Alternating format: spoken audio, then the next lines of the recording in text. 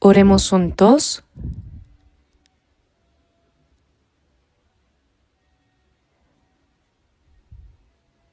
Amado Dios Padre nuestro, lleno de misericordia,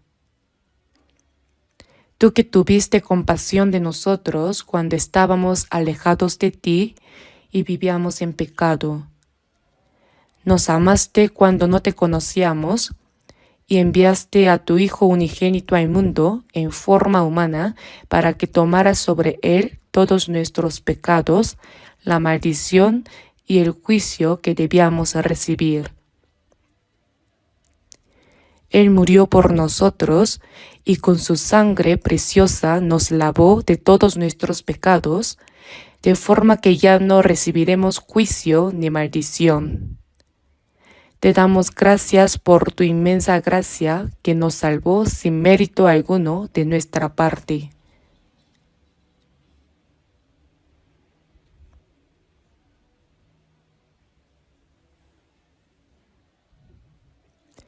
Por el asombroso amor y gracia de Dios, hemos recibido la salvación.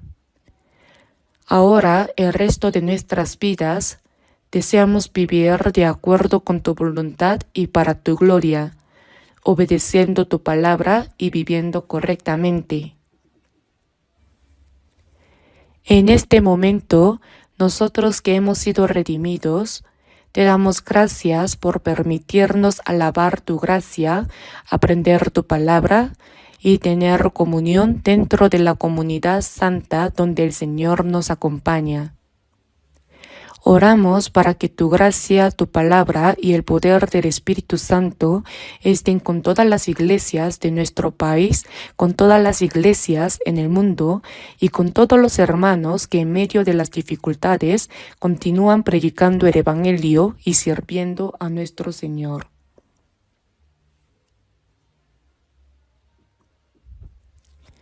Vivimos en tiempos de gran peligro, llenos de pecado y confusión. Te pedimos, Señor, que fortalezcas nuestra fe y que nos sostengas con el poder de tu palabra para que confiemos más plenamente en ti. Te rogamos que nos concedas más libertad, paz y seguridad en este país para que podamos servirte y llevar tu evangelio a todo el mundo. Que podamos cumplir con la misión que nos has encomendado sin que nos falten fuerzas ni se presenten más dificultades. Con todo nuestro corazón te lo pedimos. Señor, tú que nos enseñas el camino y nos guías con tu palabra en el momento adecuado, te pedimos que en este tiempo nos muestres las enseñanzas que deseas revelarnos. Guíanos para que sea un tiempo en el que podamos comprender las palabras que necesitamos conocer. En el nombre de nuestro Señor Jesucristo hemos orado. Amén. Normalmente no aplaudimos durante los himnos del domingo, pero hoy los aplausos han salido naturalmente. Me gustaría seguir escuchando himnos sin parar, pero no es posible. De todas formas, muchas gracias al coro.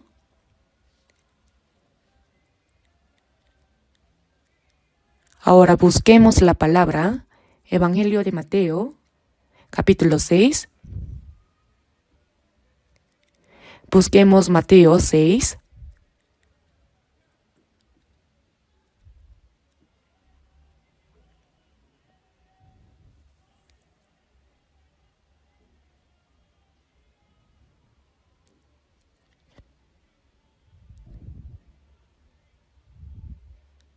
Leamos juntos lentamente desde el versículo 9 hasta el 13 de Mateo capítulo 6.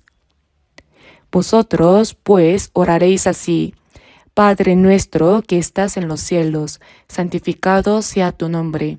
Venga tu reino, hágase tu voluntad como en el cielo, así también en la tierra. El pan nuestro de cada día, dánoslo hoy, y perdónanos nuestras deudas, como también nosotros perdonamos a nuestros deudores. Y no nos metas en tentación, mas líbranos del mal, porque tuyo es el reino y el poder y la gloria por todos los siglos. Amén.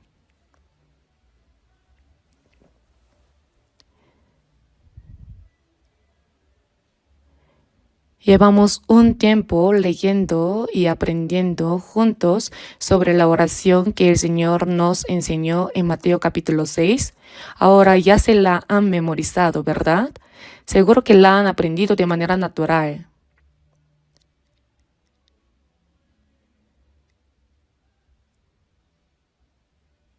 Pero la oración que el Señor nos enseñó no es simplemente algo que debamos memorizar o repetir como un encantamiento. Más bien es un modelo de oración que nos muestra los aspectos más importantes por los que debemos orar. Considero que quien sabe orar correctamente es una persona con fe verdadera y que vive conforme a ella. Si hay quien ora según la enseñanza del Señor, Dios escuchará esa oración. ¿No es asombroso pensar que nuestro Padre Celestial, a quien llamamos Dios Padre, escucha nuestras oraciones y las responde? Esto es una promesa de Dios y al mismo tiempo un gran milagro para nosotros. Por esta razón, seguimos estudiando en detalle la oración que el Señor nos enseñó, reflexionando con prudencia en cada frase y cada palabra para aprender a orar correctamente.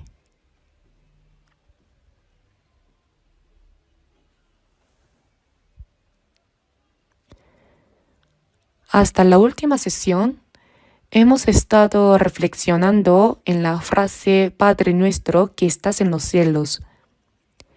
Que Él esté en los cielos significa que eres el creador del cielo y la tierra, el soberano que gobierna sobre toda la creación.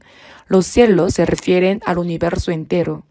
No hay lugar donde Él no esté, pues es el ser absoluto. Qué maravilloso es saber que ese Dios, el creador de todo, es nuestro Padre. El propósito por el cual Dios nos salvó del pecado fue hacernos sus hijos. Así como los padres aman a sus hijos y los consideran lo más valioso en el mundo, debemos entender que Dios nos ama y nos valora de una manera infinita. Soy hijo de Dios, el creador del universo y de todas las cosas. Mas a todos los que le recibieron, a los que creen en su nombre, les dio potestad de ser hechos hijos de Dios. El hijo de un rey es un príncipe y tiene autoridad. Del mismo modo, Dios, quien creó el cielo y la tierra, nos ha dado el derecho de ser sus hijos. Reflexionemos en esto con seriedad. No es una historia inventada, sino una verdad absoluta. Dios es ahora mi Padre, nuestro Padre. Él nos ama y nos protege.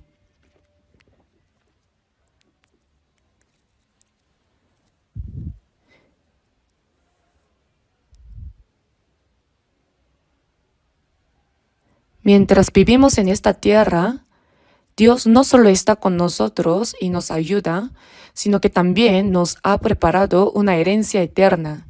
Somos herederos de Dios. Por eso en Romanos capítulo 8, versículo 17 está escrito, y si hijos también herederos, herederos de Dios. Somos herederos de Dios, coherederos con Cristo. Compartiremos su gloria, es decir, somos coherederos con Jesús. No debemos olvidar cuán asombrosa es nuestra posición como salvos y cuán grande es la promesa que Dios nos ha dado.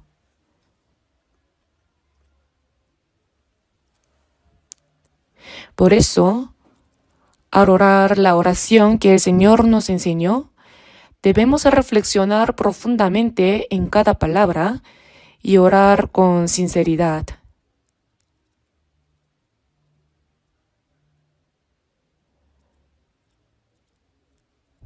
Padre nuestro, santificado sea tu nombre. Ahora que llamamos a Dios nuestro Padre, debemos honrar y santificar su nombre. Pero no basta con decir con los labios, santificado sea tu nombre, para que realmente sea santificado. Debemos demostrar que somos hijos de Dios y darle gloria a través de nuestra vida.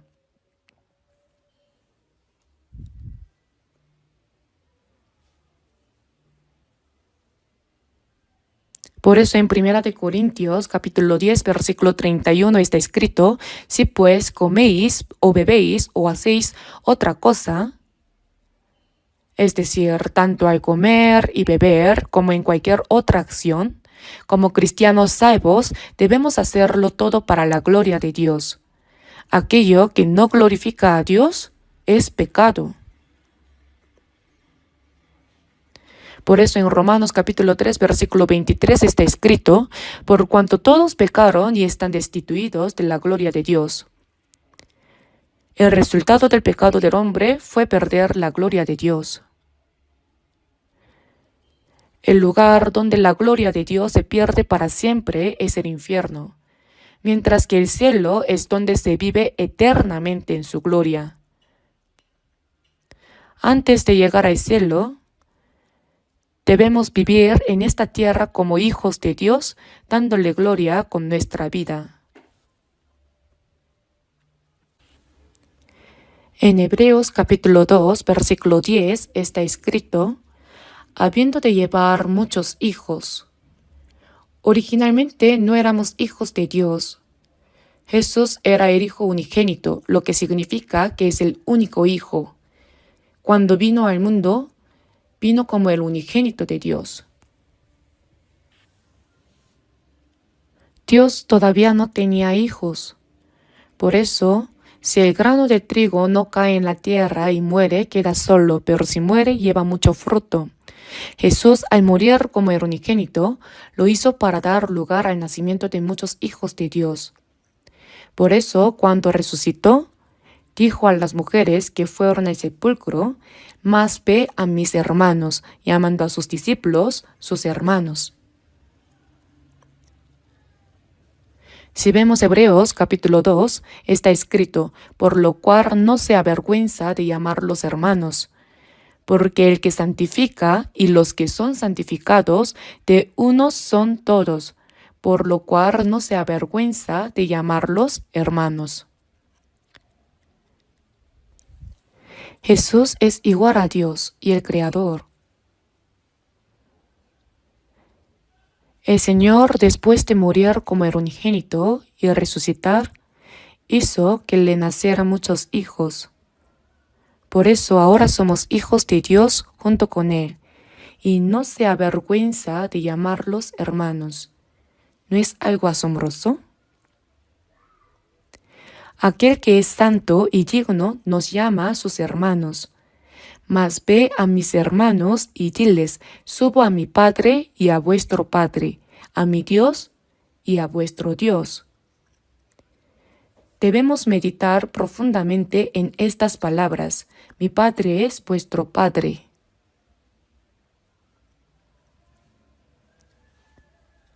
Ahora Jesús ya no es el unigénito. En Romanos capítulo 8 está escrito: para que Él sea el primogénito entre muchos hermanos. Asimismo, en Hebreos capítulo 1, cuando habla de su segunda venida, dice: y otra vez cuando introduce al primogénito en el mundo. Nosotros ahora somos los hijos menores. En Hebreos capítulo 1 también está escrito que los ángeles no pueden ser hijos de Dios. Los ángeles son seres muy honorables que fueron creados antes que los hombres. La Biblia habla mucho sobre los ángeles, quienes tienen gran poder, pero solo por debajo de Dios. De hecho, muchas veces Dios obra a través de ellos. Incluso la ley nos fue dada por medio de los ángeles, como recitamos hace poco. Entonces, ¿para qué sirve la ley? Fue añadida a causa de las transgresiones y fue ordenada por medio de ángeles en mano de un mediador. Dios lleva a cabo muchas de sus obras a través de los ángeles. Por eso está escrito, poderosos en fortaleza, que ejecutáis su palabra, obedeciendo a la voz de su precepto. El Salmo capítulo 103 también dice que los ángeles tienen poder y cumplen la obra de Dios, vosotras todas sus obras en todos los lugares de su señorío. Los ángeles están en todo lugar donde Dios gobierna. Incluso están aquí en este momento, aunque no podamos verlos. Además, se dice que cada santo nacido de nuevo tiene ángeles guardianes. Por eso, en Hebreos capítulo 1, versículo 14, se nos recuerda, ¿no son todos espíritus ministradores enviados para servicio a favor de los que serán herederos de la salvación? Tenemos ángeles a nuestro lado, ángeles guardianes, aunque no podamos verlos. Así como creemos en Dios sin verlo, también creemos en los ángeles, aunque sean invisibles. Si vemos Mateo capítulo 18, mirad que no menospreciéis a uno de estos pequeños, porque os digo que sus ángeles en los cielos ven siempre el rostro de mi Padre que está en los cielos. Los que han sido salvados son hijos de Dios, y por eso Él les ha enviado ángeles guardianes. Si alguien critica injustamente a los demás o actúa incorrectamente, sus ángeles lo informan a Dios. Y si hace lo bueno, también lo alaban delante de Él diciendo, Dios, tu Hijo ha hecho algo excelente, seguro que estás complacido con Él. Pero si se equivoca, los ángeles también lo reportan diciendo, Dios, debes estar triste por tener un hijo así. Esto es un hecho real. Todo es reportado a Dios a través de los ángeles, como lo dice la Biblia en varios pasajes.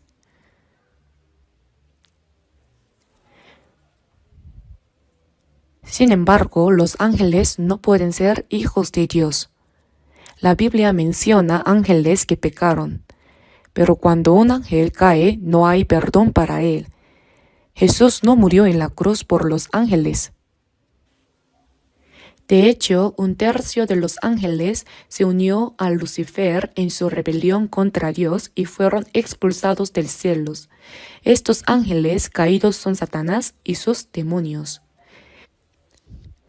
En Mateo capítulo 25 versículo 41 está escrito, apartaos de mí, malditos, hay fuego eterno preparado para el diablo y sus ángeles. Satanás, el diablo, es Lucifer, y junto con él un tercio de los ángeles fueron expulsados del cielo. La Biblia los llama sus ángeles.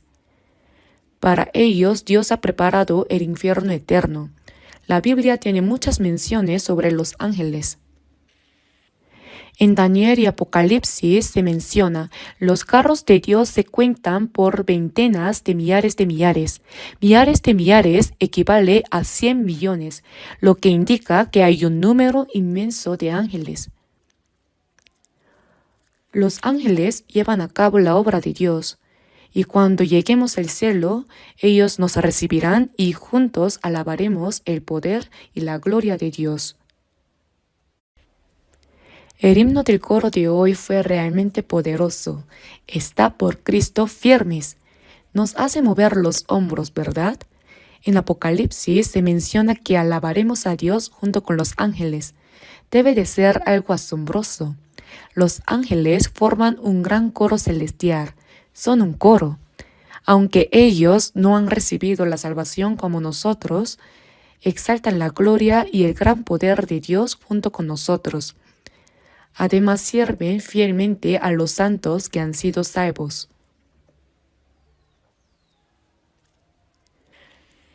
Debemos santificar el nombre de nuestro Padre Celestial. Si hacemos lo bueno, damos gloria a Dios, pero si actuamos mal, su nombre es deshonrado. En Romanos capítulo 2 se menciona que los judíos eran el pueblo escogido de Dios y se enorgullecían de ello, así como de la ley. Sin embargo, está escrito: tú que te jactas de la ley, con infracción de la ley deshonras a Dios. Y también el nombre de Dios es blasfemado entre los gentiles por causa de vosotros. En Ezequiel capítulo 38 se menciona que debido a que Israel rechazó a Cristo, su pueblo fue dispersado por todo el mundo. Sin embargo, después de que el Evangelio fuera predicado a todas las naciones, Dios los reuniría nuevamente en la tierra de Israel. Esta profecía fue dada hace 2600 años y se ha cumplido en nuestra época. Pero ¿por qué Dios reúne al pueblo de Israel? No es simplemente por compasión hacia ellos, sino porque llevan el nombre de su pueblo.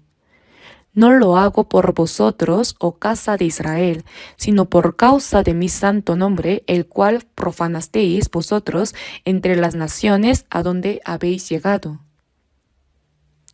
Cuando el pueblo de Israel fue destruido, las naciones empezaron a murmurar diciendo: ¿qué le ha sucedido al pueblo de Dios? ¿Por qué la tierra que Él les dio se ha convertido en un desierto? ¿Acaso su Dios ha muerto? Así, debido a la caída de Israel, el nombre de Dios fue deshonrado. Sin embargo, aunque Israel fue castigado y quedó en una condición miserable por haber rechazado a Cristo, Dios sigue vivo. Para demostrar esto a todas las naciones, Dios ha restaurado de manera asombrosa al pueblo de Israel. Es entonces cuando la gente reconoce: detrás del pueblo de Israel está Dios. Si observamos detenidamente al pueblo de Israel, podemos darnos cuenta de ello. La historia de la nación de Israel es una obra de Dios. Cuando desobedecen, caen, pero cuando Dios hace una promesa, Él siempre la cumple. Y al final también los restaura con su poder. Todo esto sucede porque Dios está detrás de ellos. Él los restaura por causa de su nombre. Sin embargo, muchos israelitas todavía no saben que Jesús, a quien sus antepasados crucificaron, es el Mesías que Dios envió como Salvador. En hebreo, Mesías; en griego, Cristo; y en nuestro idioma, Salvador. Cuando fui a Israel por tercera vez, con el propósito de evangelizar a los judíos, me di cuenta de que hay algunos que creen en Jesús, pero son una minoría. Aunque muchos creen en Dios, no aceptan a Jesús. Creen en el Antiguo Testamento, pero consideran el Nuevo Testamento un libro herético. Todavía esperan al Mesías que vendrá como rey. De todas formas, ni siquiera los ángeles pueden ser llamados hijos de Dios, y el pueblo escogido de Dios aún no cree en Cristo. Pero nosotros hemos sido redimidos por Jesús, y al creer en Él hemos recibido la salvación y nos hemos convertido en hijos de Dios. Entonces, debemos santificar el nombre de Dios. ¿Cómo? A través de nuestras palabras, nuestra vida y todo lo que hacemos, mostrando que Dios está con nosotros y santificando su nombre. Por eso en Éxodo capítulo 20, el segundo libro de la Biblia, está escrito: porque no dará por inocente Jehová al que tomare su nombre en vano. Aunque aquellos que se llaman hijos de Dios pueden deshonrar su nombre si lo usan de manera indebida. Esto es tomar su nombre en vano. Cuando las personas copiaban las escrituras, lo que se conoce como copias o manuscritos, cada vez que encontraban el nombre de Jehová, se purificaban con un baño ritual, limpiaban su pluma y solo entonces lo escribían. Así de sagrado y temido consideraban el nombre de Dios. Algunas personas usan el nombre de Dios a la ligera. En algunos casos he visto a estadounidenses en Corea proferir insultos terribles. Al principio me sorprendía preguntándome qué clase de palabras eran esas, hasta que me di cuenta de que estaban usando el nombre de Jesús. Decían cosas como que te crucifiquen como Jesús, usándolo como una maldición. Esto es un claro ejemplo de cómo deshonran el nombre de Cristo sin conocer realmente a aquel que murió en la cruz y resucitó por ellos. No debemos hacer eso. Así como el nombre de Dios fue profanado a lo largo de la historia por la desobediencia del pueblo de Israel, aunque no tomemos su nombre en vano de manera directa, si vivimos de forma incorrecta, terminamos deshonrándolo. Del mismo modo, si decimos que somos hijos de Dios y hemos recibido la salvación, pero nuestra vida no refleja esa verdad, la gente dirá, miren a los hijos de Dios, qué bien mienten. Así es como deshonramos el nombre de Dios, y no debemos permitir que esto suceda. Por eso cuando oramos, Padre nuestro, santificado sea tu nombre. No debemos simplemente recitar estas palabras, sino meditar profundamente en cada palabra. Santificado sea tu nombre.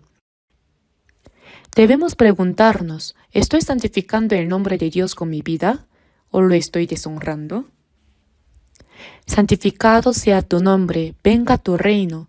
El reino de Dios debe establecerse en esta tierra. Nos salvó para que seamos su reino. Porque aquí el reino de Dios está entre vosotros. Cuando recibimos la salvación, el reino de Dios se establece en nuestro corazón. Sin la presencia de mi Dios, el cielo pues lejos está. El cielo en mí se cumplió. Antes de llegar al cielo, el cielo se cumple en nuestro corazón. Cerca está cada vez más. Cuando el pequeño reino se cumple, el gran reino se hace aún más cercano. Si hay una sucursal, significa que hay una sede principal. Lo mismo ocurre con el reino de los cielos. Hay una sucursal en la tierra. Por eso en Lucas capítulo 17 está escrito, porque he aquí el reino de Dios está entre vosotros. Y en Romanos capítulo 14 versículo 17 se nos recuerda, porque el reino de Dios no es comida ni bebida. Es decir, comer, beber y lo que a nosotros nos gusta no es el reino de Dios, sino justicia, paz y gozo en el Espíritu Santo. Cuando recibimos la salvación, el Espíritu Santo entra en nosotros. Y nosotros, que somos pecadores, llegamos a ser justificados y hechos justos. Entonces se cumple en nosotros justicia, paz, es decir, la paz de Dios, y gozo, es decir, la alegría. Así es como el reino de Dios se establece en nosotros. Es además la señal de que entraremos en el cielo. Por eso oramos, venga tu reino. Cada vez que un alma recibe la salvación, el reino de Dios sigue expandiéndose. Por eso en Apocalipsis capítulo 1 versículo 5 está escrito, al que nos amó y nos lavó de nuestros pecados con su sangre y nos hizo reyes y sacerdotes para Dios su Padre. Los salvos son el reino de Dios. También en Primera de Pedro capítulo 2 versículo 9 está escrito, mas vosotros sois linaje escogido, real sacerdocio, nación santa, pueblo adquirido por Dios. Cada salvo es parte de esta nación santa. Cada uno de nosotros es una nación. Cuando más personas reciben la salvación, el reino de Dios se expande. Venga tu reino. Debemos reflexionar profundamente en estas palabras. Ahora estamos repasando lo que hemos aprendido. Venga tu reino. Hágase tu voluntad como en el cielo, así también en la tierra. La voluntad de Dios, que ya ha sido establecida en el cielo, se cumple en la tierra, en la historia y en este mundo. ¿Cómo? Se cumple en la vida de los salvos. Hágase tu voluntad como en el cielo. Así como antes de construir una casa, se diseña un plano y luego se edifica conforme a él, de la misma manera, la voluntad de Dios que ha sido establecida en el cielo debe cumplirse en la tierra. ¿Cómo se cumple en la tierra? La voluntad de Dios se cumple en medio de los santos salvos. Nosotros debemos vivir para cumplir la voluntad de Dios. Por esto en Santiago capítulo 4 dice, en lugar de lo cual deberíais decir, si el Señor quiere, viviremos y haremos esto o aquello. Si no es la voluntad de Dios, moriremos. Si es su voluntad, viviremos y haremos esto o aquello. Pero si no lo es, por más que queramos, no debemos hacerlo. Sea que vivamos o muramos, que se haga tu voluntad. Quien realmente puede cumplir el Padre Nuestro podrá ser un verdadero cristiano. Si una persona no vive como un verdadero cristiano, entonces, por más que haga la oración que el Señor nos enseñó, su oración no será más que una mentira, ¿verdad? En Salmos capítulo 17, versículo 1 está escrito, Oye, oh Jehová, una causa justa.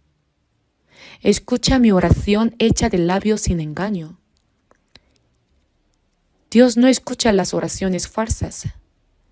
Solo cuando nuestra oración es honesta y proviene del corazón, Dios la escucha. Hágase tu voluntad como en el cielo, así también en la tierra. Si obedecemos la voluntad de Dios, esa voluntad se cumplirá en nuestra vida y en nuestro corazón. ¿No es así? Jesús mismo dijo en Juan capítulo 6, porque he descendido del cielo no para hacer mi voluntad, sino la voluntad del que me envió. Toda su vida estuvo dedicada a cumplir la voluntad de Dios. Vino según su propósito, murió en la cruz conforme a su voluntad y resucitó según su plan. Por eso oró diciendo, pero no sea como yo quiero, sino como tú. Del mismo modo, puesto que hemos recibido la salvación, somos hijos de Dios y su reino ha sido establecido en nosotros. Toda nuestra vida debe reflejar y cumplir su voluntad, ¿verdad? No debemos vivir según nuestros propios deseos, pensamientos o planes, sino que debemos someternos a la voluntad de Dios diciendo de corazón, pero no sea como yo quiero, sino como tú. Respiro, mi corazón late y vivo en esta tierra para cumplir la voluntad de Dios, no para vivir como yo quiera.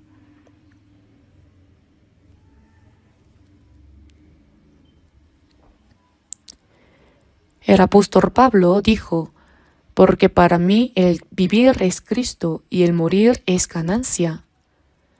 Por tanto, procuramos también, o ausentes o presentes, serle agradables, para que comprobéis cuál sea la buena voluntad de Dios, agradable y perfecta. Como está escrito en Romanos capítulo 12, versículo 2, aprendemos cuál es la buena voluntad de Dios, agradable y perfecta. No debemos conformarnos a este siglo, sino discernir la voluntad de Dios y vivir conforme a ella. Esta es la verdadera adoración, el sacrificio vivo que agrada a Dios, ¿verdad? Un verdadero cristiano no es solo aquel que lo dice con palabras, sino el que vive según la voluntad de Dios. Podemos decir con palabras que somos cristianos, que hemos sido salvos y que somos hijos de Dios, pero si nuestra vida no refleja esa verdad, entonces es mentira, ¿verdad? Es hipocresía. Un hijo de Dios sigue siendo hijo de Dios y ha recibido la salvación con certeza, pero puede ser un hijo que entristezca a su Padre Celestial y deshonre su nombre en lugar de agradarle. ¿No es así? Hay hijos que honran y alegran a su padre y otros que lo deshonran. ¿Cuánto gozo siente un padre cuando su hijo le agrada? Se siente orgulloso de él, ¿verdad? Del mismo modo, nosotros debemos ser hijos de quienes Dios se sienta orgulloso. Por eso debemos vivir con el corazón dispuesto a decir, si el Señor quiere, viviremos y haremos esto o aquello. Además, en Filipenses capítulo 2, versículo 13 está escrito, porque Dios es el que en vosotros produce el hacer. Cuando recibimos la salvación, el Espíritu Santo viene a morar en nosotros, nos hace entender la palabra de Dios, nos revela su voluntad agradable y nos da tanto el deseo como la fuerza para cumplirla. porque Dios es el que en vosotros produce así el querer como el hacer por su buena voluntad. Para su buena voluntad en vosotros produce el querer. El Espíritu Santo nos hace comprender la voluntad de Dios y nos da el deseo de cumplir lo que le agrada. No lo hacemos por obligación, sino porque Él pone en nosotros tanto el deseo como la fuerza para hacerlo. En vosotros produce el querer. El Espíritu Santo no solo nos guía a la salvación, sino que también transforma nuestro corazón y nuestra vida para que vivamos de una manera que agrade a Dios.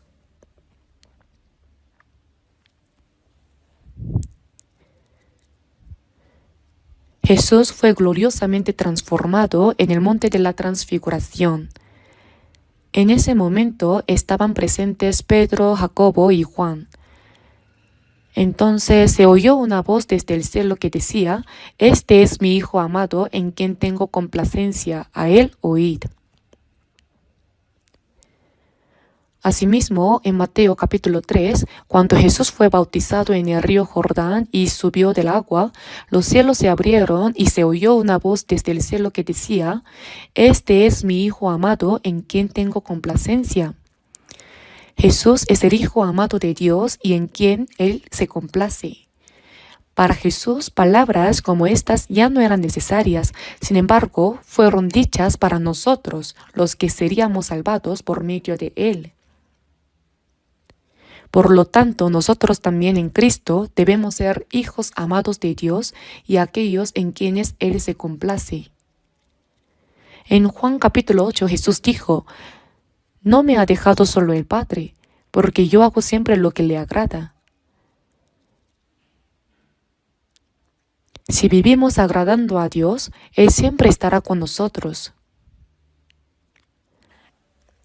Por eso en Hebreos capítulo 11 versículo 5 dice: «Por la fe Enoc fue traspuesto para no ver muerte, antes de morir, y antes que fuese traspuesto tuvo testimonio de haber agradado a Dios».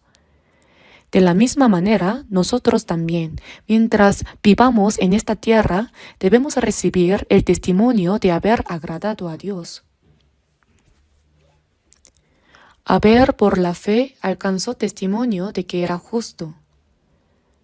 Esto ocurre en el momento de la salvación, pero después de recibir la salvación, también debemos recibir el testimonio de haber agradado a Dios. Si vivimos según la voluntad de Dios y hacemos lo que le agrada, obviamente Dios se complacerá en nosotros. Dios dijo que daría toda clase de bienes a aquellos que le agradan. Si hacemos bien esto, saldremos obteniendo ganancia. Pero si intentamos vivir a nuestra manera, solo sufriremos golpes constantemente. Pasaremos el tiempo recibiendo castigos y no lograremos nada. Como dijo el apóstol Pablo: «Por tanto, procuramos también, o ausentes o presentes, serle agradables». Si vivimos así, Dios nos proveerá todo lo que necesitemos y lo mejor para nosotros. Por eso hagan la oración que el Señor enseñó cada día, reflexionando profundamente en cada palabra, porque es una oración dirigida a Dios.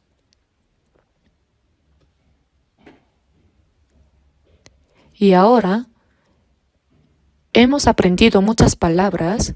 Hoy nos centraremos en el versículo 11. «El pan nuestro de cada día, dánoslo hoy». Esta petición parece muy sencilla, ¿verdad? El pan nuestro de cada día, dánoslo hoy. Entonces, cuando comemos, simplemente decimos: «Dios, gracias por darnos el alimento diario, comeré bien, amén». Es una oración breve y simple, ¿verdad? Pero cuando aprendí sobre esta palabra, me di cuenta de que no era un asunto tan simple. En cada palabra de la Biblia hay muchos significados. El pan nuestro de cada día, dánoslo hoy. Ese pan de cada día se refiere al alimento que necesitamos cada día. Es lo necesario para nuestra supervivencia en esta tierra, lo que requerimos para vivir. No se trata solo de la comida, sino de todo lo que necesitamos. El pan nuestro de cada día, dánoslo hoy. Antes, cuando aprendí sobre Mateo capítulo 6, versículo 11, se enseñaba de esta manera: Dios ya sabe qué comeremos y qué vestiremos. ¿Para qué orar entonces? Aunque no oremos, Él nos lo dará. Así que esta petición no se refiere al alimento físico, sino al alimento espiritual. No es un error pensar así, pero tampoco es completamente correcto. Esta petición habla literalmente del pan de cada día, del sustento físico que nuestro cuerpo necesita.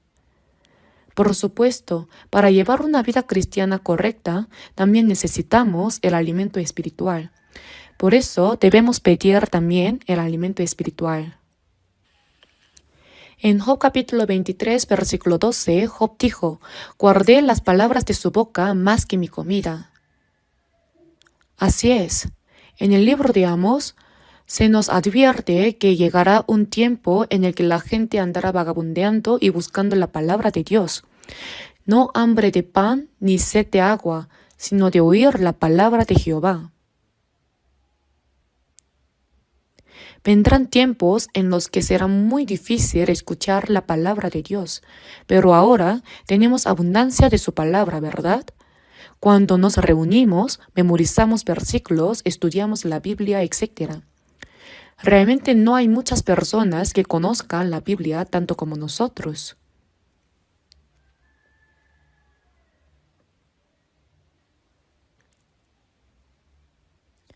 Si alguien asiste a nuestra iglesia solo unos años, puede llegar a conocer la Biblia mucho mejor que muchos pastores que ni siquiera han nacido de nuevo.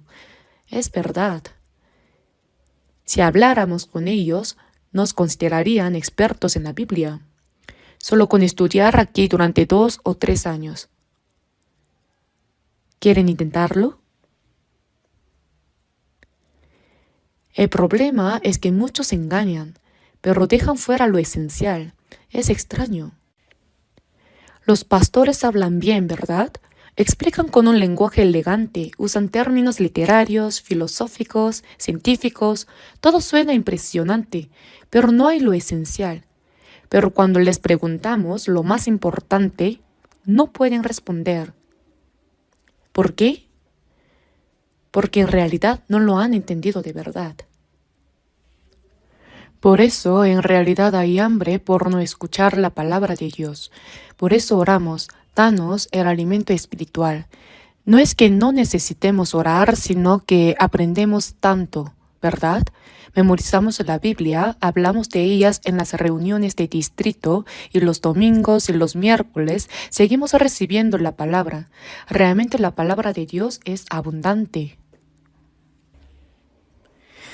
Pero ahora, sobre nuestro alimento espiritual, la palabra, cuando Jesús fue tentado después de haber ayunado 40 días, el diablo le dijo: si eres hijo de Dios, di que estas piedras se conviertan en pan.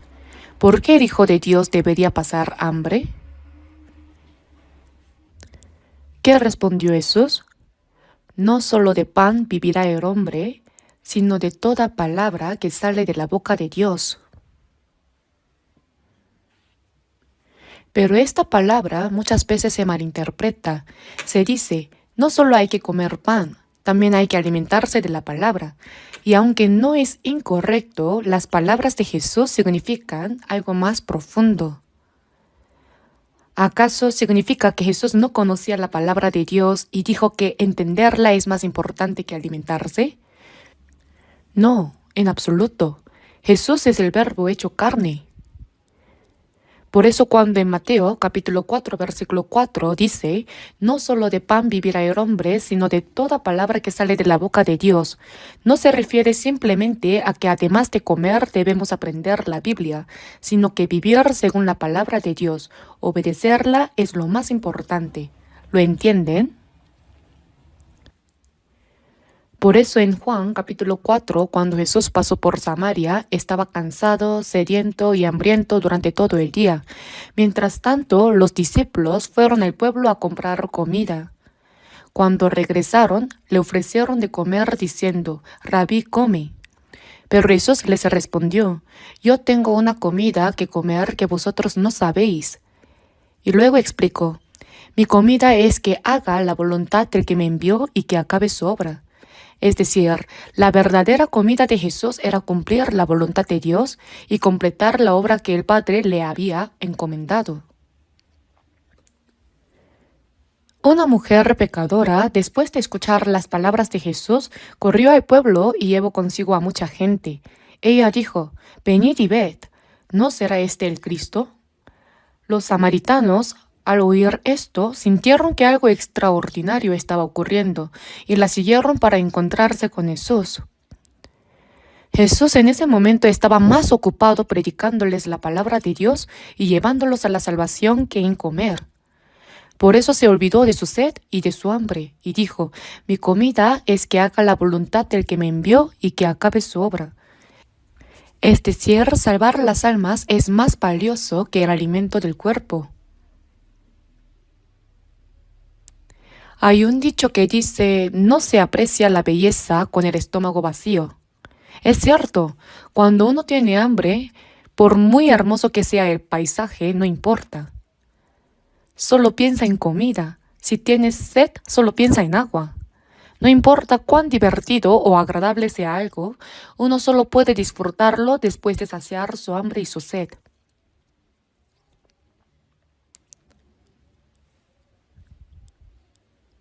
Pero Jesús no era así. Incluso después de ayunar 40 días, dijo que su alimento era obedecer la palabra de Dios. En Juan capítulo 4, cuando sus discípulos le trajeron comida, él dijo, «Yo tengo una comida que comer que vosotros no sabéis, y mi comida es que haga la voluntad del que me envió y que acabe su obra». En ese momento los samaritanos estaban viniendo a él. Predicarles el evangelio y salvar sus almas era más importante que comer.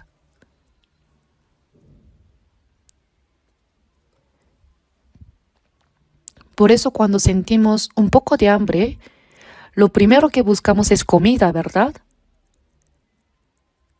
No es algo incorrecto, pero así como una persona hambrienta anhela comida y una sedienta busca agua, también deberíamos anhelar vivir según la voluntad de Dios con la misma intensidad, ¿no es cierto?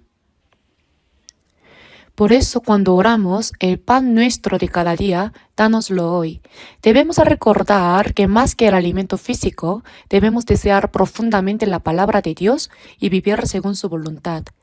Aun cuando estemos cansados, hambrientos o enfrentando dificultades físicas, debemos tener siempre en primer lugar el propósito por el cual vivimos en esta tierra, cumplir la voluntad de Dios. No estamos aquí para lograr lo que queremos, sino para hacer su voluntad. Ese es el mismo corazón que tuvo Jesús, ¿verdad? Ese es el corazón que el Espíritu Santo nos da. Por eso decimos, el pan nuestro de cada día, dánoslo hoy. Es el alimento que necesitamos cada día. Así es como debemos orar, pero entonces alguien podría pensar, bueno, yo tengo provisiones para un mes, mi despensa está llena de arroz. Si abro el refrigerador, tengo de todo. Y aún así ora, Señor, el pan nuestro de cada día, dánoslo hoy. Entonces, ¿qué pasaría si Dios respondiera? De acuerdo, come hoy todo lo que tienes en casa. Seguramente diríamos, Señor, por favor, concédeme un mes. Si intentamos comerlo todo de una vez, nuestra barriga explotaría y moriríamos. Entonces, ¿qué significa que debemos hacer? ¿Deberíamos deshacernos de todo y luego orar? Ese era un dilema para mí en el pasado. Sin embargo, una vez fui a la ciudad de Jeju a predicar y mientras aprendía acerca de el pan nuestro de cada día, dánoslo hoy, me di cuenta de algo. Esa palabra se refiere literalmente al pan para el cuerpo. El pan para el cuerpo cada día. El pueblo de Israel, cuando salió de Egipto y se dirigía a la tierra prometida de Canaán, no podía cultivar ni tenía nada en el desierto, ¿verdad? Cada mañana caía el maná. Caía como la nieve, como escarcha. Si se lo recogía todo, se veía como migas de pan. Con eso preparaban diferentes tipos de comida. y su sabor como de hojuelas con miel. Por eso algunas personas preguntan, ¿será tan delicioso como los camarones fritos? Pero no era tan simple como eso. De todos modos, lo recogían y comían cada mañana.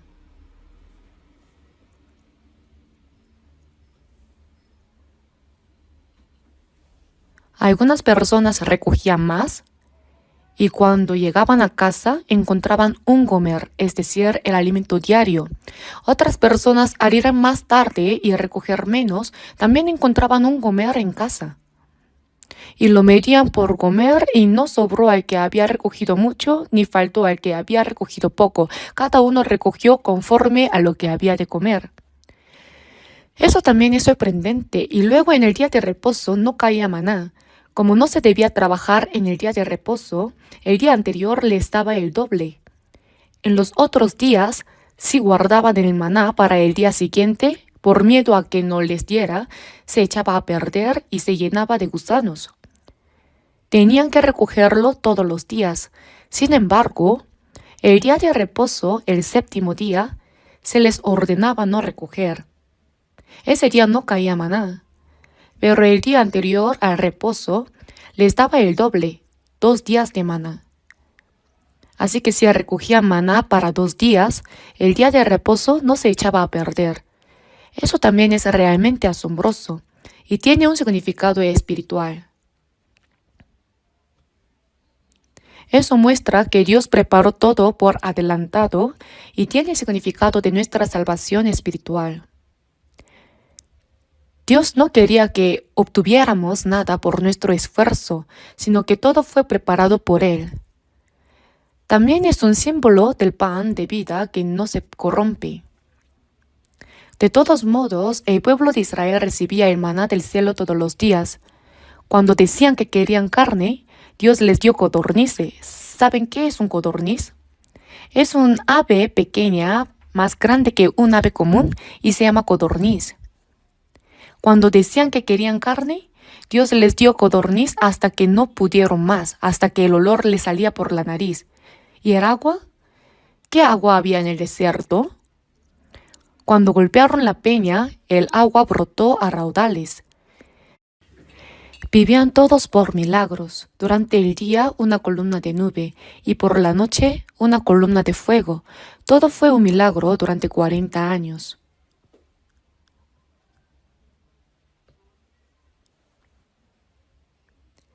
Bueno, nuestra vida cristiana hoy en día no es como estar atravesando el desierto. Sin embargo, incluso ahora, Dios nos provee cada día. Lo que descubrí en ese momento es que aunque tengamos comida en casa, debemos orar. El pan nuestro de cada día, dánoslo hoy. ¿Por qué? Porque nos enseña a tener el corazón dispuesto a depender de Dios cada día y a vivir por su ayuda. Cada día. Hoy el pan también nos lo dio Dios. Si Dios no nos lo diera, ¿qué sucedería? Todo lo que comemos, el arroz y todo lo demás, ¿no es todo dado por Dios?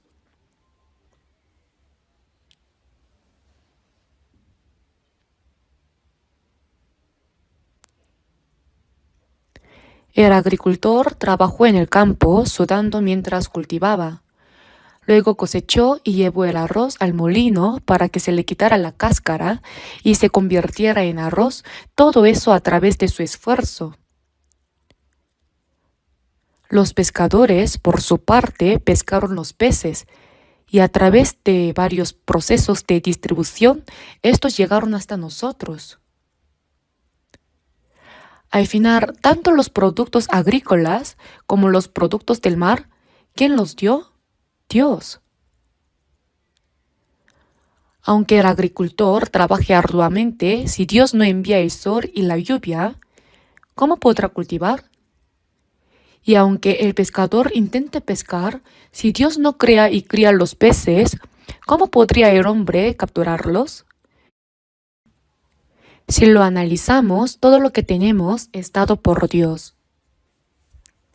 En realidad, Quien nos da todo es Dios.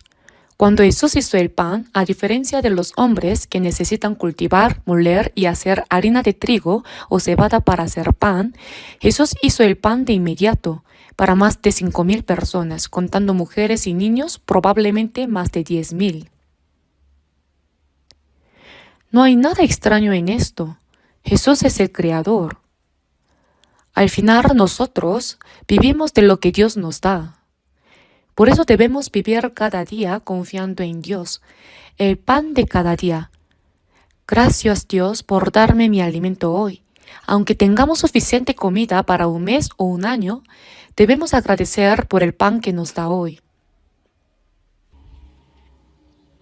Por eso, en Nahum, en el Antiguo Testamento, en el capítulo 1, versículo 7, está escrito: Jehová es bueno, fortaleza en el día de la angustia, y conoce a los que en Él confían.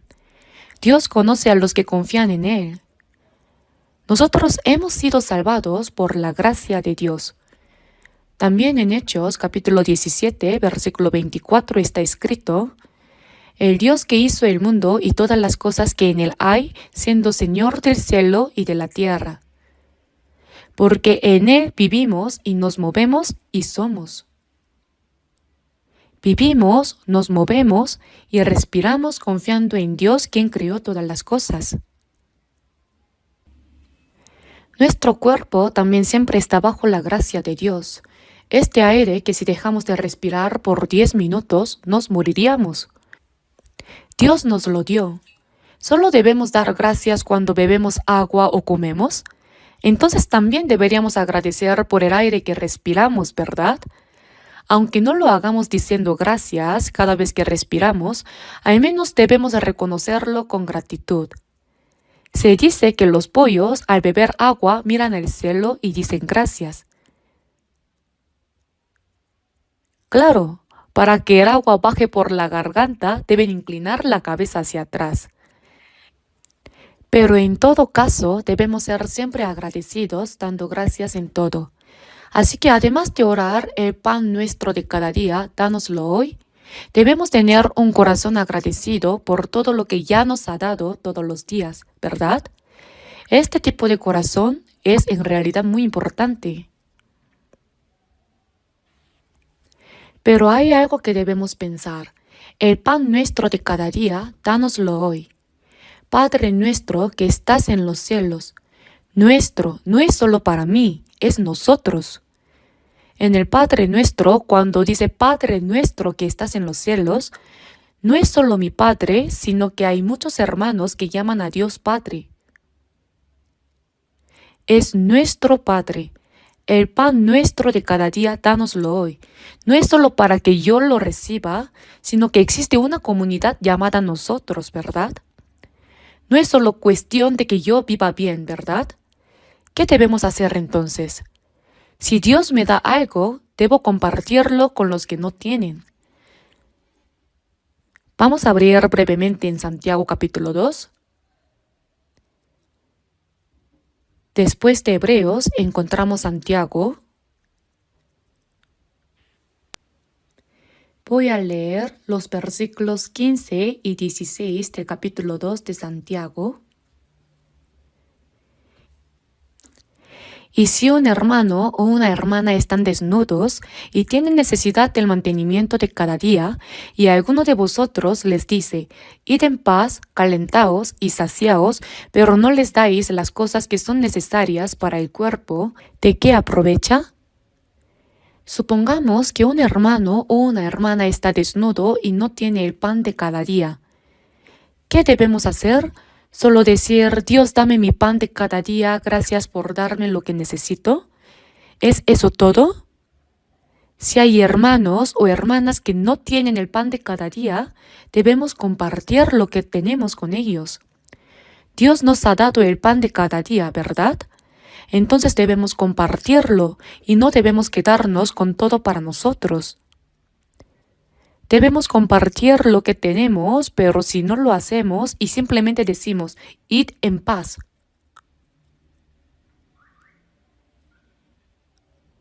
Calentaos, pero esa persona no tiene con qué cubrirse ni calentarse. Saciaos, pero esa persona no tiene que comer. Y luego dice, pero no les dais lo que es necesario para el cuerpo. ¿De qué sirve? ¿De qué aprovecha? ¿Qué significa esto? Significa que no debemos hacer eso. Por eso en el versículo 17 dice, así también la fe, si no tiene obras, es muerta en sí misma. Entonces debemos mostrarlo con obras. El pan nuestro de cada día, dánoslo hoy. Y entonces debemos mirar a nuestro alrededor. Debemos ver si nuestros hermanos y hermanas realmente están bien alimentados. Vamos a buscar 1 de Juan, capítulo 3, versículo 16. Vamos a leer 1 de Juan, capítulo 3, versículo 16 juntos. En esto hemos conocido el amor en que Él puso su vida por nosotros. También nosotros debemos poner nuestras vidas por los hermanos. Él, es decir, Jesús, puso su vida por nosotros. Él nos salvó sacrificándose a sí mismo. Y en esto hemos conocido el amor. Llegamos a comprender el amor del Señor. También nosotros debemos poner nuestras vidas por los hermanos.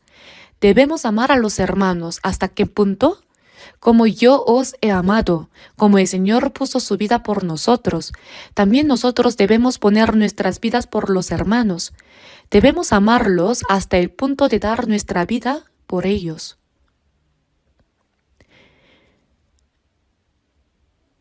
No es común que tengamos que dar nuestra vida por un hermano, ¿verdad? Si un hermano se está ahogando en medio de corriente de agua y está a punto de morir, deberíamos salvarlo, incluso si eso significa arriesgar nuestra propia vida. Ese es el nivel de amor que debemos tener por los hermanos. Cuando dice que debemos dar nuestra vida por los hermanos, significa que es lo obvio. Alguien que ha comprendido el amor del Señor debe estar dispuesto a dar su vida por los hermanos, como Jesús lo hizo por nosotros. Ahora vamos a leer el versículo 17. Pero el que tiene bienes de este mundo y ve a su hermano tener necesidad y cierra contra él su corazón, ¿cómo mora el amor de Dios en él? Pero el que tiene bienes de este mundo, es decir, uno tiene bienes de este mundo, comida y todo lo que necesita, pero ve a su hermano tener necesidad y cierra contra él su corazón. Debemos estar dispuestos a ayudar, incluso a dar nuestra vida si es necesario. ¿Acaso una persona que no puede ayudar a su hermano en necesidad podría llegar a dar su vida por él? Todos tienen el deseo de ayudar cuando ven a su hermano en necesidad, porque tienen amor. ¿Pero qué nos lo impide? Nuestra carne. Es demasiado. Yo también necesito muchas cosas. Ese tipo de actitud tacaña impide el deseo de ayudar.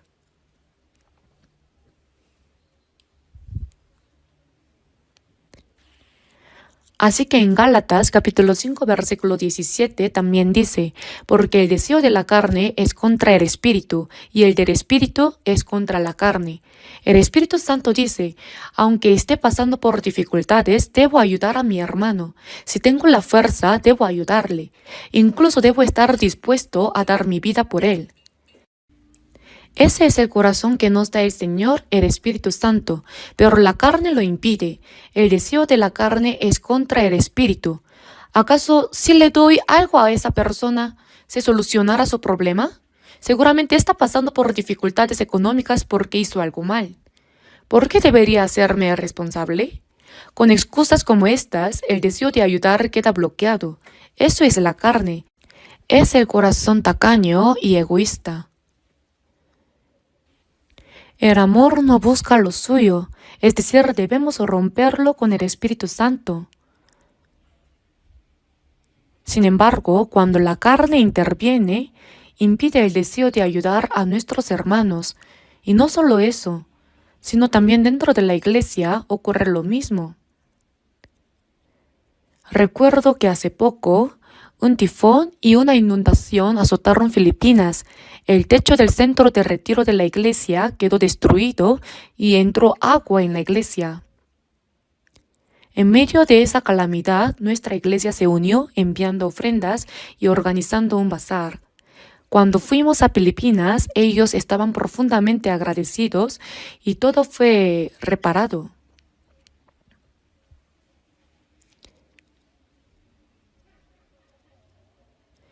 Y debemos ayudarnos mutuamente, ¿verdad? Las iglesias deben ayudarse entre sí y nosotros como individuos también debemos ayudarnos en lo que sea posible. Para ayudar debemos compartir lo que tenemos. Por eso dice, y cierra contra él su corazón, ¿cómo mora el amor de Dios en él? Si bien tenemos amor, si lo cerramos, ¿qué pasa? Ese amor comienza a achicarse, se marchita. Al igual que un manantial, si no seguimos sacando agua, el agua se estanca y se echa a perder.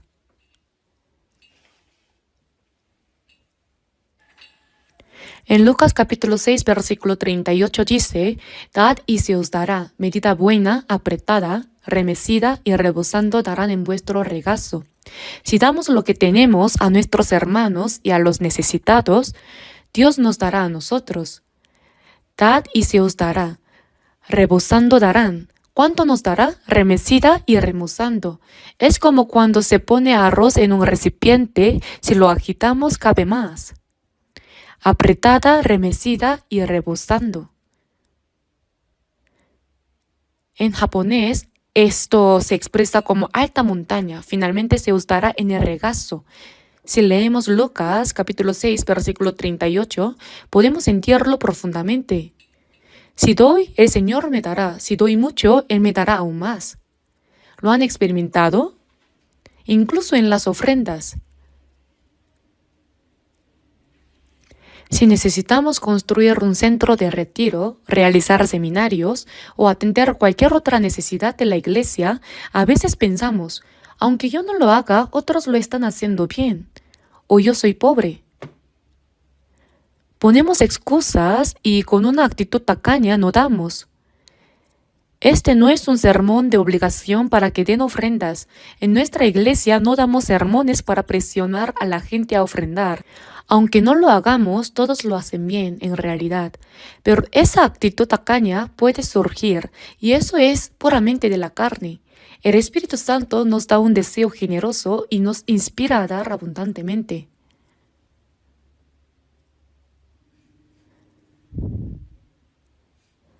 Han dado conforme a sus fuerzas.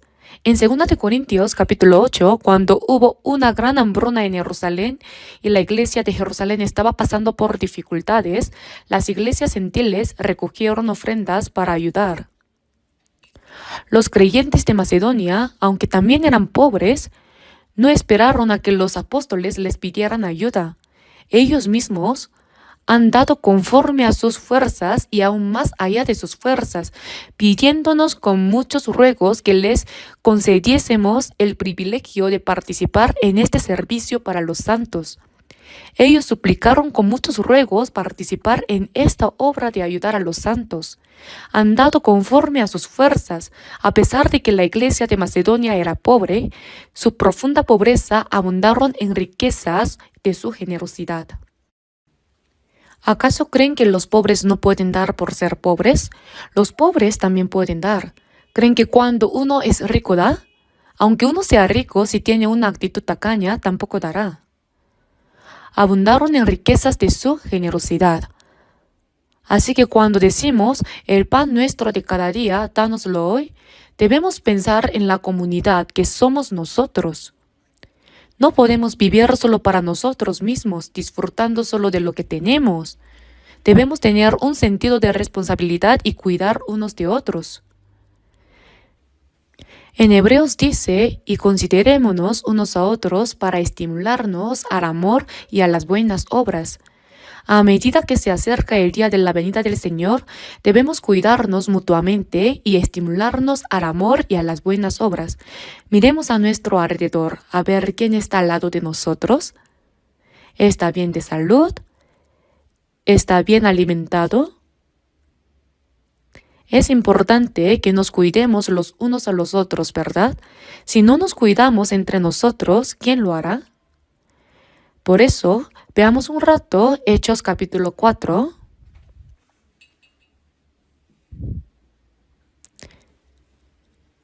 Busquemos Hechos capítulo 4, versículo 32. Leamos juntos el versículo 32. Y la multitud de los que habían creído era de un corazón y un alma, y ninguno decía ser suyo propio nada de lo que poseía, sino que tenían todas las cosas en común. Esta es la iglesia primitiva, la iglesia de Jerusalén, la multitud de los que habían creído, los hermanos y hermanas salvados, eran de un solo corazón y un alma, completamente unidos. Un corazón para servir al Señor, un corazón de amor, de gratitud, un deseo de vivir conforme a la voluntad de Dios. Todo estaba completamente unificado y eran de un corazón y un alma. Aunque decimos hermanos y hermanas por la sangre de Cristo somos un solo cuerpo, eso debe reflejarse en nuestras acciones. Y ninguno decía ser suyo propio nada de lo que poseía, sino que tenían todas las cosas en común. Tener todas las cosas en común sin distinción de lo que es mío o tuyo, eso es lo que significa compartir todo, y esto no debe ser mal utilizado. Las personas ricas deben compartir con los pobres, ¿verdad? No se nos da para vivir solo para uno mismo. Debemos compartir y en ese compartir podemos poner en práctica el amor de Dios que hemos recibido. Los pobres también tienen a otros más pobres que ellos. Y ninguno decía ser suyo propio nada de lo que poseía. Entonces, ¿de quién son? Son de Dios y también son nuestros. ¿Acaso el padre que gana dinero lo guarda solo para él? Hay una madre, hijos e hijas, ¿verdad? Es todo nuestro. Compartimos todo lo que necesitamos. Somos hermanos y hermanas eternos, más cercanos que los hermanos de la carne. La carne solo dura unas pocas décadas. En realidad, como hermanos y hermanas, debemos hacer esto, es decir, debemos poner esto en práctica. Y ninguno decía ser suyo propio. ¿Por qué? Porque es de Dios y de todos nosotros. Ahora leamos el versículo 33.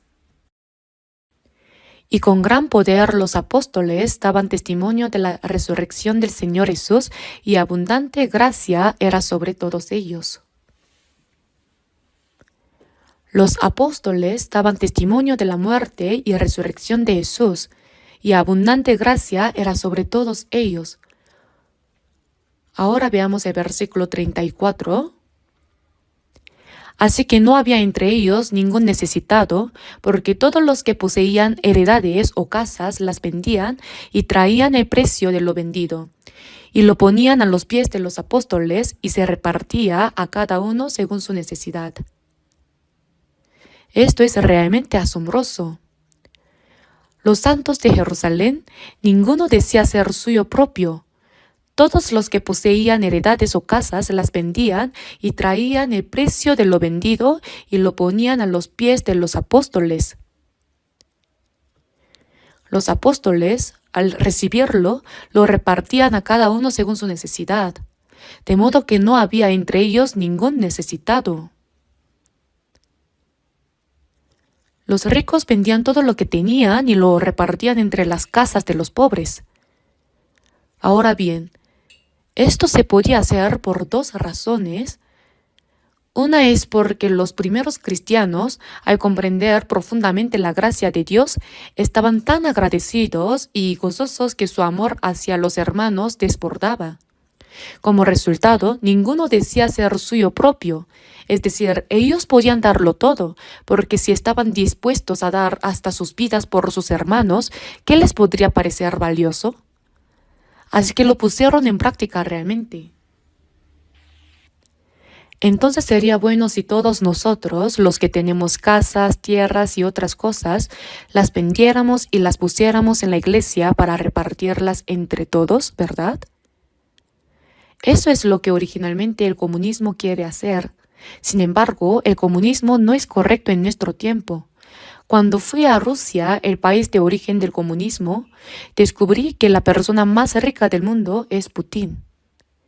Los políticos son los más ricos y son una minoría. El resto del pueblo vive en una pobreza absoluta. ¿Eso es comunismo? ¿Y qué pasa en China? Lo siento, pero ese país también es completamente jerárquico. ¿Y en Corea del Norte? Solo las personas en la élite privilegiada de Pyongyang viven bien, mientras que los demás mueren de hambre sin que nadie se entere. ¿Eso es lo que llaman un país? Eso es el comunismo. ¿Cómo puede ser el ser humano llegue a ese punto? Karl Marx intentó poner en práctica lo que vio en Hechos capítulo 4 de la Biblia. ¿Pero puede cualquiera hacer eso? Solo los cristianos nacidos de nuevo pueden hacerlo. La iglesia primitiva lo pudo hacer porque tenían esa fe y amor. Otra cosa es que en Jerusalén Jesús ya había profetizado en Lucas capítulo 21. Pero cuando viereis a Jerusalén rodeada de ejércitos, sabed entonces que su destrucción ha llegado. Jesús ya había advertido con anticipación que Jerusalén sería sitiada y destruida por las fuerzas romanas. Así en el año 70 después de Cristo, el comandante romano Tito rodeó Jerusalén con su ejército. Entonces los que estén en Judea huyan a los montes, el que esté en la azotea no descienda para tomar algo de su casa. Jesús les dijo que debían huir rápidamente para poder sobrevivir. Por eso aquellos que habían recibido la salvación ya no tenían esperanza en Jerusalén. En ese momento todo lo que quedaba era estar preparados para huir. Así que aquellos que poseían tierras y casas debían venderlo todo porque de no hacerlo morirían. Cuando Sodoma y Gomorra fueron destruidas, Lot, su esposa y sus 2 hijas fueron guiados por los ángeles para huir rápidamente. Mientras huían, ¿qué le pasó a la esposa de Lot? Ella se convirtió en una columna de sal por mirar atrás. ¿Por qué miró atrás? Ay, mi anillo de oro que está debajo del armario, mi collar de oro, mi ropa bonita, ¿qué será de todo eso? Y al mirar atrás se convirtió en una columna de sal. Si no hubiera sido por eso, no habría mirado atrás. Jesús también les dijo que cuando vean a Jerusalén rodeada de ejércitos, deben huir rápidamente para salvarse. Esa era la única manera de sobrevivir. En ese momento no había esperanza dentro de Jerusalén. Por eso este acontecimiento de hechos fue algo que solo pudo suceder en ese tiempo. No se puede hacerse en cualquier momento, ¿entendieron? Es necesario entenderlo. Nosotros no debemos vender nuestras casas y tierras. Si lo hiciéramos, terminaríamos todos en la pobreza. Eso no es lo correcto. Aunque algunos políticos dicen que todos debemos compartir y ayudar a los pobres, ese tipo de países rápidamente se desploman. ¿Lo entienden? No es algo bueno. Los pobres no pueden ser ayudados solo por el gobierno, ¿lo saben? Pero los cristianos pueden hacerlo, dentro de lo que puedan. Lo que quiero decir es que en Jerusalén en ese tiempo sí fue posible hacer esto porque había amor y porque en Jerusalén no había esperanza en ese momento, por eso podían hacerlo. Vamos a ver 1 de Timoteo capítulo 6 por un momento.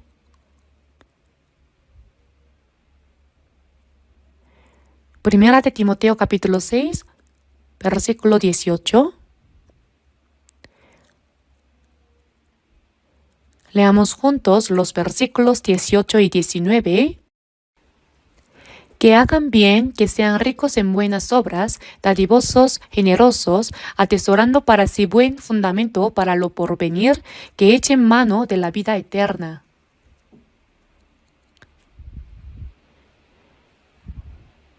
Que hagan bien, que sean ricos en buenas obras.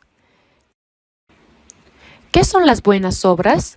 Predicar el evangelio, ayudar a los pobres, todo esto son buenas obras. Que sean ricos en buenas obras, dadivosos, generosos. Aquí dice dadivosos. Si podemos, no debemos aferrarnos a todo para nosotros mismos, ni vivir solo para comer bien y vivir bien por mucho tiempo. Nosotros como cristianos, ¿cuál es nuestra prioridad?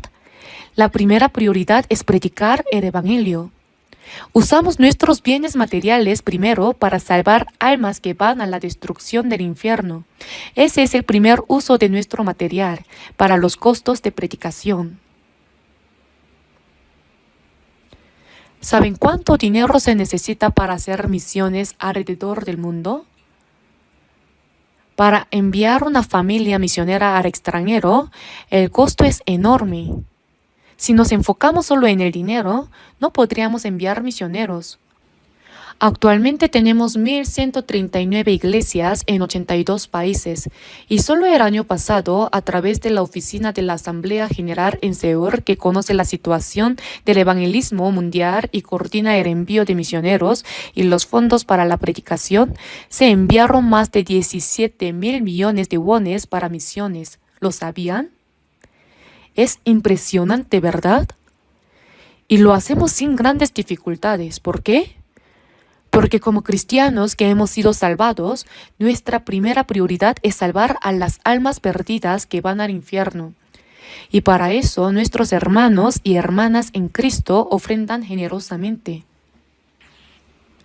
Estamos construyendo un centro de retiro y la construcción ya ha comenzado. En el retiro de verano, más de 10.000 personas se reúnen en el centro. Esto se repite 7 veces al año. Aunque actualmente ya tenemos muchas habitaciones, todavía no son suficientes debido a la gran cantidad de personas que vienen. El año pasado, por ejemplo, llegaron entre 11.000 y 11.500 personas. Además, los alojamientos cercanos, como pensiones, están completamente llenos y los precios son altos. Si no se reserva con antelación, no hay lugar disponible. Por eso estamos construyendo más habitaciones allí. Se están construyendo alrededor de 480 nuevas habitaciones. No sé si debería decir esto, pero el costo de la construcción superará los 60.000 millones de wones. Sin embargo, no hay de qué preocuparse. Estamos llevándolo a cabo sin grandes dificultades. ¿Por qué? Porque muchos hermanos y hermanas de todo el país están contribuyendo, ya que el centro de retiro es el lugar donde más personas reciben la salvación. El retiro de primavera, el retiro de verano 7 veces y también el retiro de otoño. Además hay retiros para jóvenes, para predicadores, para maestros y seguimos con estos eventos. No creo que haya muchos centros de retiro tan grandes como el nuestro en todo el mundo. Nuestro centro de retiro es impresionante.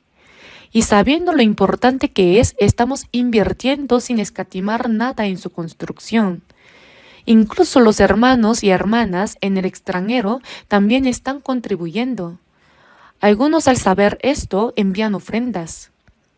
Lo primero es que nuestros bienes materiales se usan para predicar el evangelio y salvar las almas que se dirigen hacia la destrucción.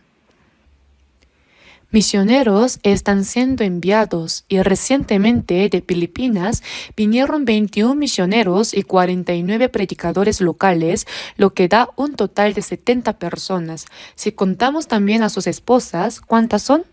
Al final son 70 o 140. No, son 90, entonces son 180. Además, tuvimos una reunión de presidentes con 1.300 personas reunidas en el centro de retiro. En resumen, la primera inversión de nuestros bienes materiales es para la misión mundial. Y luego, en segundo lugar, ayudar a los hermanos y hermanas que están en necesidad. Debemos ayudarlos, por eso debemos observarnos unos a otros.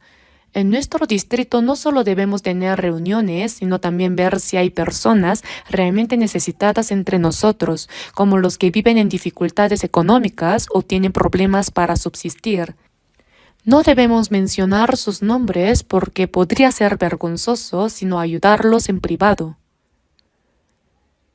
No sepa tu izquierda lo que hace tu derecha. Debemos ayudarnos mutuamente. Si no tenemos los medios para ayudar dentro del distrito, debemos comunicarlo a la iglesia para que la iglesia como comunidad lo haga. En cualquier caso, debemos orar diciendo, el pan nuestro de cada día, dánoslo hoy. Vamos a ver brevemente Hebreos capítulo 13.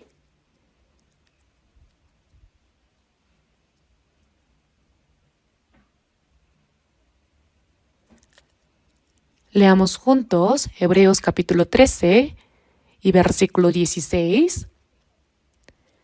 Leamos juntos. Y de hacer bien y de la ayuda mutua no os olvidéis, porque de tal sacrificio se agrada a Dios.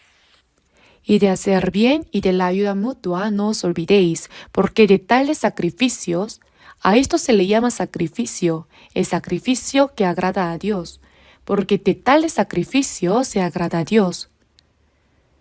Por lo tanto, nuestra vida cristiana no es solo palabras, sino que debe ser practicada. Si hay personas necesitadas entre los hermanos y hermanas, debemos ayudarlas y no olvidar compartir con los demás. Debemos dar lo que tenemos a quienes lo necesitan. De la ayuda mutua no os olvidéis. Es fácil olvidarlo. O si somos tacaños, bloqueamos eso en nuestro corazón. Tenemos que vencer la carne. Cuando rompemos ese corazón tacaño, es una victoria. Nos sentimos satisfechos, así que debemos ayudar a los pobres. En Mateo capítulo 6 versículos 26 a 33 Jesús dijo, mirad las aves del cielo que no siembran, ni ciegan, ni recogen en graneros, y vuestro Padre Celestial las alimenta. ¿No valéis vosotros mucho más que ellas? Y por el vestido, ¿por qué os afanáis? Considerad los lirios del campo cómo crecen, no trabajan ni hilan. Pero os digo que ni aun Salomón con toda su gloria se vistió así como uno de ellos. Y si la hierba del campo que hoy es y mañana se echa en el horno, Dios la viste así. ¿No hará mucho más a vosotros, hombres de poca fe?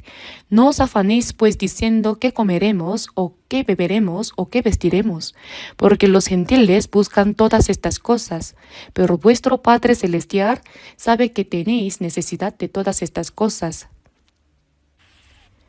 Si Dios alimenta a las aves del cielo y viste tan hermosamente a las flores del campo, no os afanéis pues diciendo qué comeremos, o qué beberemos, o qué vestiremos, porque los gentiles buscan todas estas cosas.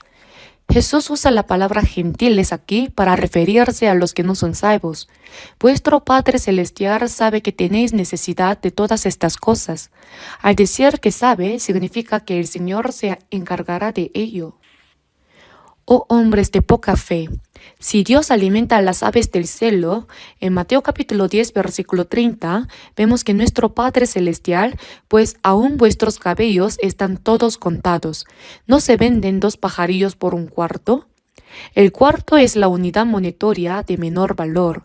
Sin embargo, como 2 pajarillos se venden por un cuarto, incluso este pajarillo que no tiene ningún valor, ni uno de ellos cae a tierra sin vuestro Padre. Más valéis vosotros que muchos pajarillos, pues aún vuestros cabellos están todos contados. Hermanos, si yo ni siquiera puedo contar mis pestañas, Dios cuenta cuántos cabellos tengo. Cuando me lavo el cabello, Él sabe cuántos cabellos se me han caído y cuántos crecen. ¿Ustedes creen que Dios está simplemente contando los cabellos sin razón alguna? Mas yo sé a quien he creído y es poderoso para guardarme, y en ese día glorioso iré a morar con Él. Por nada estéis afanosos, sino sean conocidas vuestras peticiones delante de Dios en toda oración y ruego con acción de gracias. Por nada estéis afanosos, sino sean conocidas vuestras peticiones delante de Dios en toda oración y ruego con acción de gracias. ¿Por qué? Porque Dios nos escucha. Dios sabe lo que debemos usar, sabe lo que necesitamos y nos ayuda.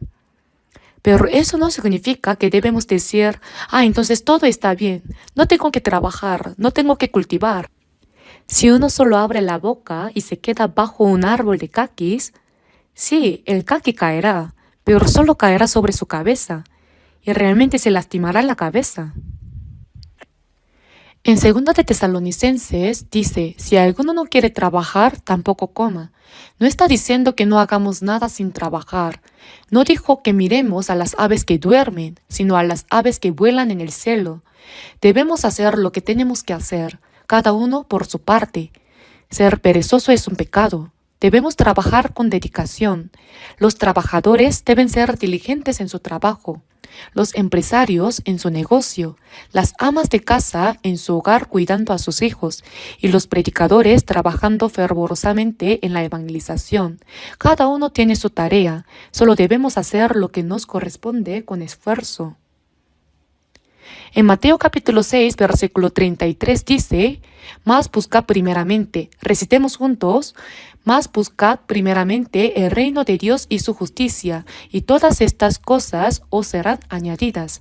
First, lo primero, el reino de Dios.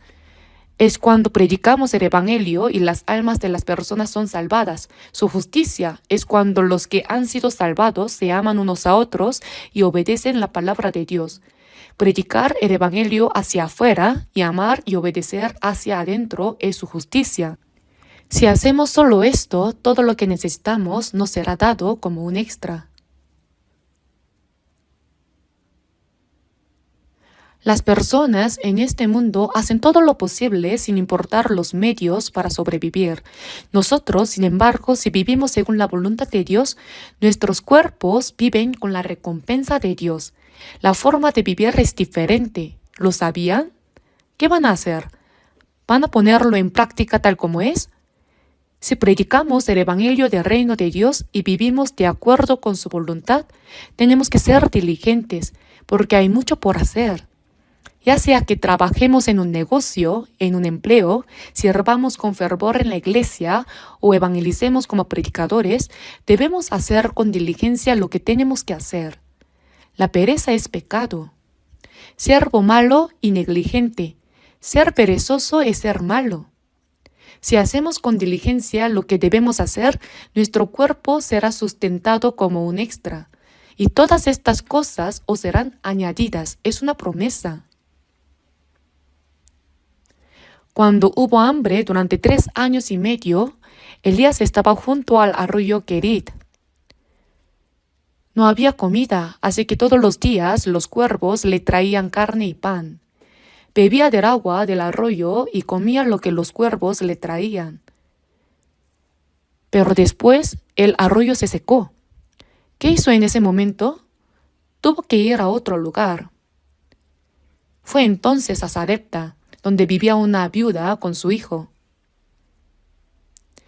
Ella estaba recogiendo leña y Elías le dijo, «Tengo hambre, veo que estás preparando comida. Si vas a hacer algo, ¿podrías darme un pedazo de pan?»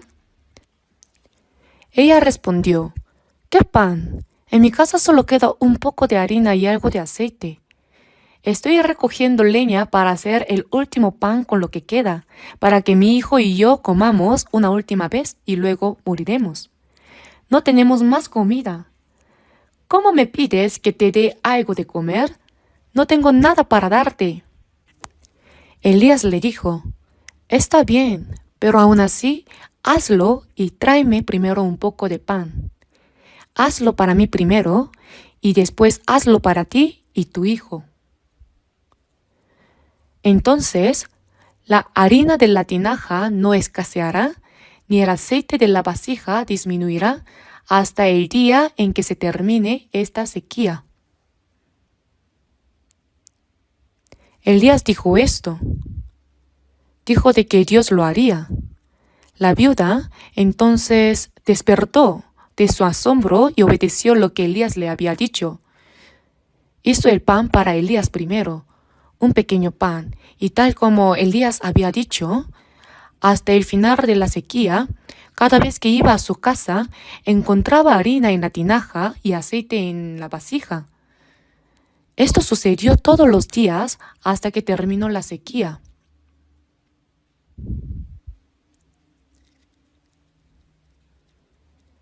Esta historia está en Primera de Reyes, capítulo 17, versículos 11 a 16. Es un milagro, y ese milagro sigue sucediendo hoy. ¿Cómo? Más buscad primeramente el reino de Dios y su justicia.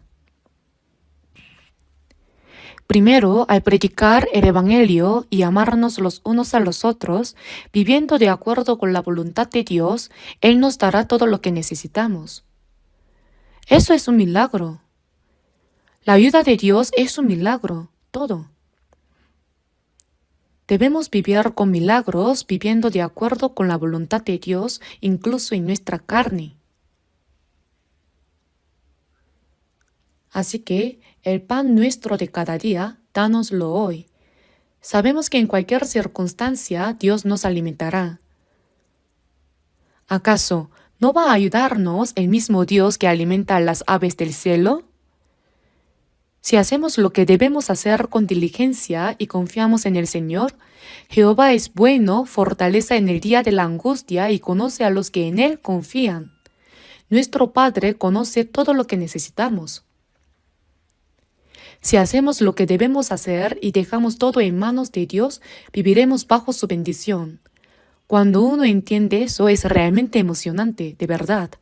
Si vivimos según la voluntad del Señor, Él proveerá todo lo que necesitamos.